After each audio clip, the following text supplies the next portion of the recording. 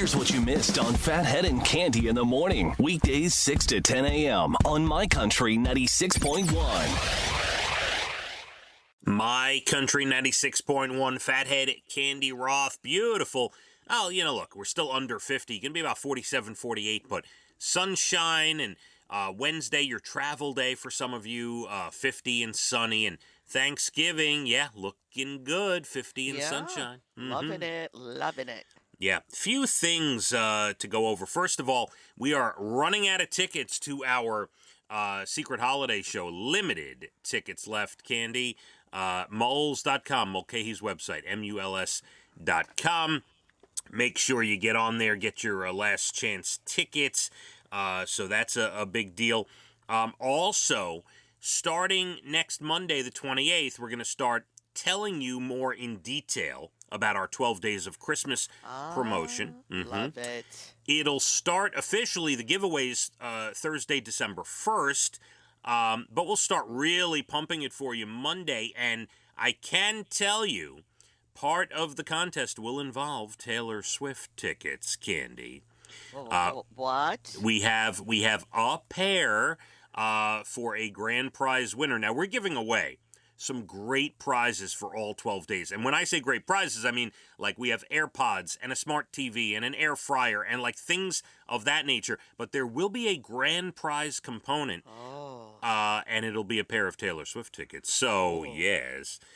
Yes. All those details will be coming fast and furious starting Monday. All right? Sounds really good. Yeah. Who's going to win? If you win, I'm willing to go with you.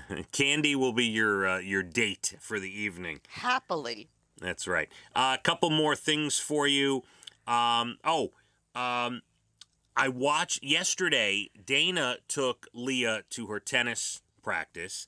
And that's unusual. Yeah, she's been going to a few, but the one on Monday night is late. It doesn't end till 9 o'clock. So she'll usually take her, and I stayed home. And me and Elijah watched the 3 out of the 4 episodes of Pepsi, Where's My Jet, the documentary. Do tell. So it's great. It's great. We have not watched the last episode, but Elijah was completely into it. He didn't have a device in his hand. He watched all 3 episodes. Love that. With me. Yeah. It's great. So, as I briefly told you the other day, it looked good, and it is good. I never knew this story. It is about the big cola wars back in the 80s and into the 90s, and how Pepsi did this thing where you buy a 12-pack and you get Pepsi points, and you buy another 12-pack, you get more points, and you can redeem it, send it in the mail for a jacket or a shirt or a hat or whatever. And on the commercial that they ran, there was a thing at the bottom of the commercial that said, Harrier Jet, 7 million points, and there was no disclaimer, like, this is a joke or whatever. Harrier Jet not available. It just said Harrier Jet, 7 million points. They meant it as a joke, but one kid took it seriously, and this is the story of what this kid did. And I have not watched the final episode, but the first 3 are great. Very interesting stuff, Think Cande. he's going to get the jet? I'm hopeful that he gets the jet. Listen, I don't want to give anything away. I don't know the punchline to this. I have not, and I did not Wikipedia. I don't want to know the ending. When I say this, I'm not giving anything away. Throughout most of the documentary, from the very beginning, they do, some sit-down chats with him now as an older adult. Mm-hmm. And in a lot of those scenes, he is sitting in front of a Harrier jet. Now, that doesn't mean it's his. Doesn't mean it, but it's good. It might just be to throw you off. I don't know. But yeah, interesting. So. Oh, I can't wait for you to finish watching. I think it's a good watch for families too. It's family friendly. It's just the story about what this kid did back in the day, and love that. Good for the holidays. You can watch that when you get together. Yeah, that sounds great. Pepsi, Where's My Jet? Another shout out we need to do to the U.S. men national soccer team, who tied Wales 1-1 yesterday, And I don't... The king was not amused. Well, so what's interesting is, there was a run we had in this country in the 90s and 2000s where soccer became a big deal. After the 1994 World Cup, I think, I want to say, maybe it was a little earlier than that, but soccer became a big deal. Maybe the birth of David Beckham. I don't know. Yeah, but, soccer has kind of, as far as the national scale, has waned a little bit. We have not been that great, nor are we expected to really compete for the trophy. We'll be lucky to get out of the group round. And this Friday, Cande, we play England, who is a phenomenal soccer team. So yes, well, we could beat England. That would be something. That would be something. And by the way, my gut tells me England might be playing this World Cup for the Queen. Maybe they're going to dedicate it to the Queen. To the Cande. Queen. I know Prince William. He can't decide between Wales and England. Oh. That would be very bad. He can't pick a side. He can't do it. Oh, poor William.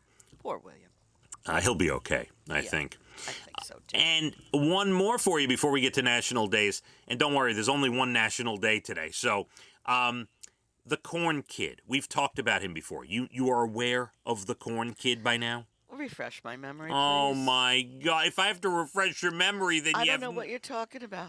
The kid on Instagram who was interviewed on the Instagram site Recess Therapy, and he's 7, and they asked him about corn, and he said, and he's got this really cute accent. He's like, I love corn, and he calls corn cone. He's like, I love cone, and he never saw this. Oh my God, he's the cutest kid. He became a superstar, okay? And he was in Brooklyn with Green Giant, donating pallets and pallets and pallets of corn for the needy for the holidays. So wow. I thought that was cute. Yeah, I thought that was nice.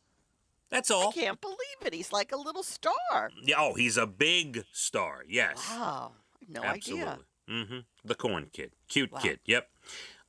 It is one day. I only have one national day in front of me. It is National Cranberry Relish Day.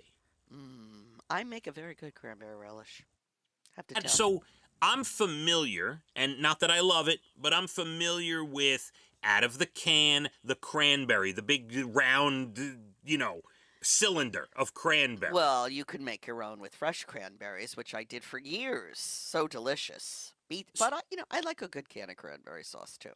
But so there's a difference between obviously cranberry and cranberry so. relish. Tell me about the relish, though. Well, you start with fresh cranberries and you boil them and you cook them down till they pop, so to speak.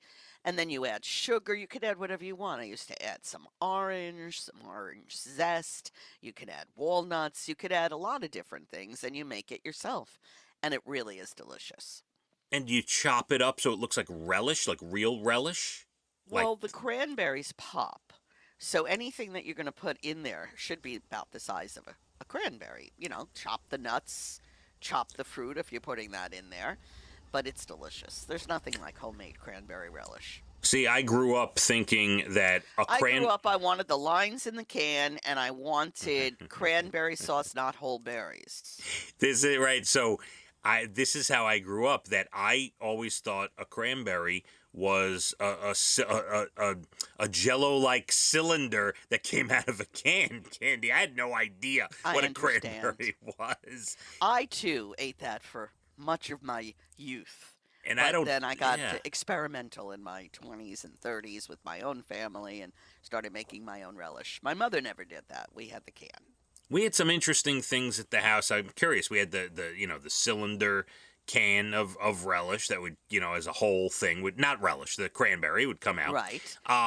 My father was big into the Hebrew National bullet salamis, the salamis shaped like he would. I remember vividly there would just be bullet salamis in the fridge that we'd cut slices off and eat slices and slices of that salami, Cande. Mm-hmm. Yeah, we used to have a big old salami that we would cut off of.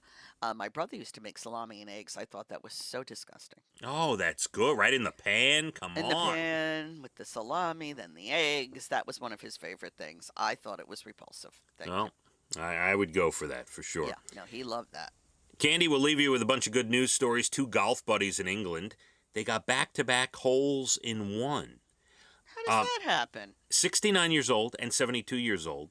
It was the first time either of them got a hole in one. They were on a par 3, 145-yard hole, and they back-to-back hole in one. Isn't that insane? Insane. I've never, ever heard anything like that. How about this? You're going to love this one. A guy's TikTok went viral after he filmed his grandmother taking notes while watching Marvel movies so she could talk to her grandkids, 13 grandkids, about the movies. Oh, that is the cutest. This is something I would do. It's adorable. It's adorable. I love that, taking notes. A guy in Florida was using his metal detector at the beach last month when he stumbled upon, you can guess the outcome of this, Candy. What did he stumble upon? An engagement ring. You got that right. A $40,000 engagement ring. That's quite a bauble. He ended up giving it back to the woman who lost it. He said, karma is always good, and every time I return an item, I find something better. Wow. Yeah. Now, I don't know how he knew the woman. If I found a $40,000 diamond ring, I would look for the owner. But then if there was no owner coming forward, I'd be sizing it to my finger. Well, I would definitely look for the owner.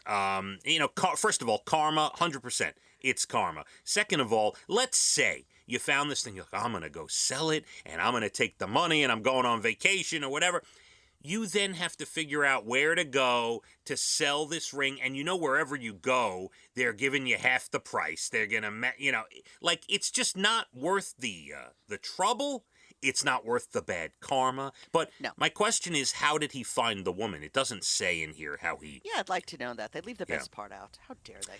And last Wednesday, a 27-year-old guy, Robert Thies, walked into a police department in South Bend, Indiana, looking for a cop named Ann Hayes. He wanted to thank her for saving his life 24 years ago as a toddler. Wow. Back in 1998, she found him walking around in traffic, scooped him up. He ended up in foster care, got adopted, and it changed his life. So he brought her flowers and gave her a big hug. Oh, I love that. That's a great beautiful story. Beautiful story. Really good. Enjoy the day. 47 and sunshine. Your Thanksgiving Eve will be 50 and sunshine, and Thanksgiving Day looks the same. So really nice. We're excited about that. Have a great one, Candy. All right? You do the same. We'll gather back here tomorrow. We will. Final day of the week. Let's hit the roads. My Country 96.1. Phathead and Candy in the morning. Weekdays 6 to 10 a.m. on My Country 96.1.